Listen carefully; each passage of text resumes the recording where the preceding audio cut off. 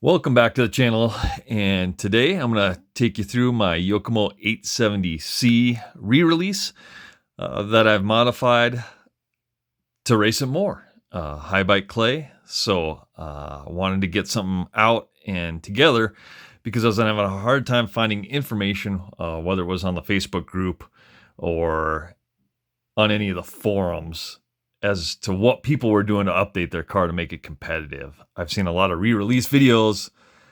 Guys put on their Curious George t-shirt, run in their backyard, their mom's garden, what have you.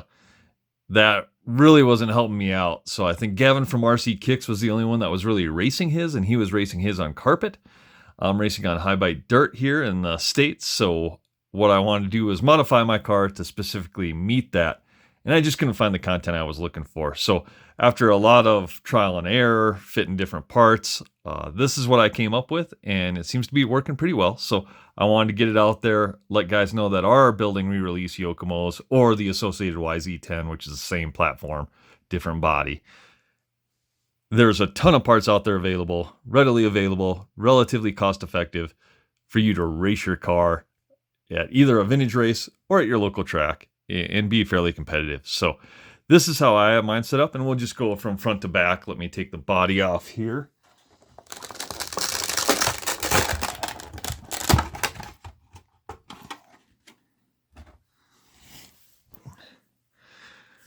So going from front to back, the first thing I did was narrow down the front bumper. So I cut the sides off, so it's the same width as the chassis. No longer extends over the side of the chassis.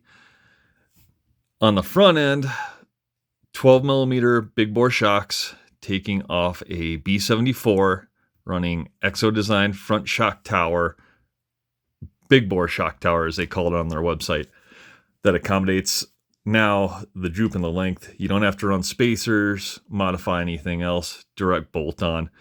Exo Designs also has I call it a suspension bridge. That way you don't have to space out the bottom of the shock so far. So this is spaced out about 8 millimeters. And what that does is that helps get the shock spring to clear the shock tower. But that's obviously quite a bit. So Exo Designs actually makes one where there's two shims that are bridged, quote unquote, with a carbon fiber piece. And then the two screws go in from there to help support the bottom of the shock.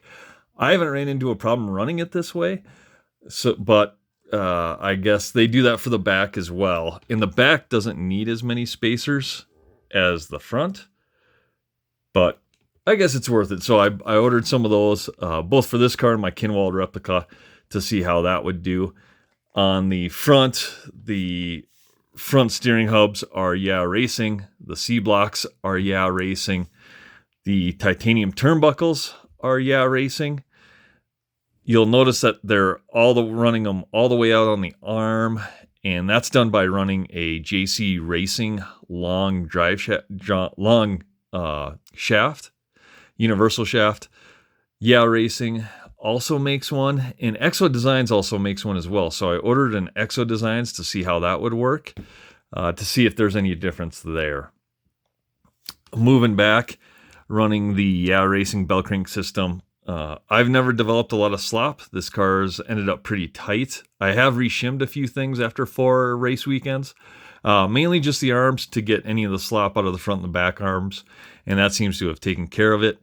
Moving back, Savox Servo B7 steering arm on there, which seems to line up the link pretty well. So I've been using that. Flysky big receiver, as well as a Hobbywing G2 low profile ESC. And then I guess this is how you know people are racers, because they got their transponder in there. So that's all on the right hand side. And then on the left hand side, I am running shorty Lipo, One Up Racing bullet connectors, 5 millimeter, running an extreme carbon fiber top deck on there. That way it still allows me to run the belt tensioner and keep some tension on the belt, using a Rocket 30 millimeter fan with a Reedy 17.5 motor. So I race this in our 17.5 four-wheel drive class. There's no vintage class. There's either 17.5 or there's 13.5, and I race 17.5 with my Yokomo. Yeah, racing aluminum pulleys in there that replace the plastic ones. Some people have reported a little bit of an issue or binding. I haven't had any issue with them. I ran them 4 races and haven't had an issue with them or the belts either. So that's been pretty good. On our way back, using a Trinity low profile thin pinion. I know some guys are concerned about the motor shaft. These seem to work fine. And like I said, after 4 race weekends, haven't had an issue there. Moving on to the back, again, Exo Designs rear shock tower with B6.4 wing mounts. That way you don't have to run the wing wire. I've done that before. The wing either tends to bend. The set screws, you can never get them tight enough, so the wing will kind of shift if a marshal picks your car up by the wing or you roll over. So going to a B6.4 wing mount aids in that as well.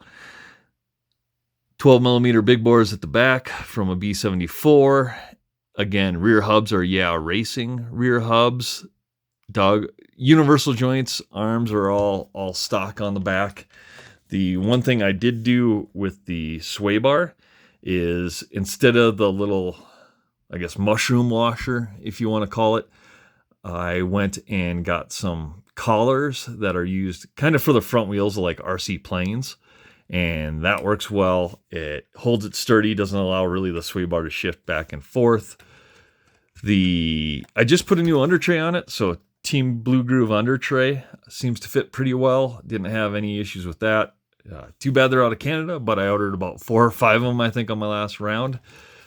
And that seems to fit the stock body just fine. So, of course, got to run an antenna because you're not a real vintage racer if you're not running an antenna.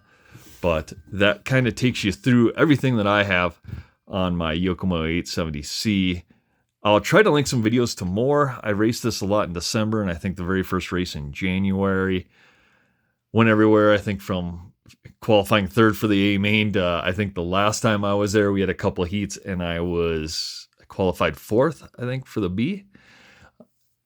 And finished there as well. So reliability-wise, I haven't had any issues. The diff cases, as long as you sand them flat, they won't tend to leak.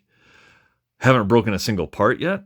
The only thing I've noticed, like I said, is after about 2 to 3 race weekends, I noticed some slop in my arms, both front and rear. And I think a lot of people have tried to attribute that to the hubs, and it was really the inner arms that need to be reshimmed. So I took a 0.5 millimeter washer shimmed all 4 arms, and it's taken out all the slop out of there, but it's still nice and free suspension-wise. So no binding there. Just something I was watching. But that's about it for the old Yokomo 870C. So I'm probably going to race this a couple more times, and I may retire this thing as I just got the Yokomo Works 91 kit in, which is based on the 870C. Really some minor changes, mainly the chassis and the front arms. And I'll probably either take the electronics out of this or get a new set of electronics and put it in that. And I may start racing that, or I may hold out, cross our fingers, and see if Yokomo comes up. Either with like a Works 93 or maybe a Pavitas Edition 95 or something. I certainly don't want to race like that thing. That B74.2 CE, whatever. As long as that stays on the shelf, I'm happy. Much happier running my vintage stuff. This conversion will allow you to run modern parts off the shelf rather effectively and cost effectively as well. All the racing upgrades are fairly inexpensive. I think the turnbuckles, are like $20. The hubs are around $25 for a set.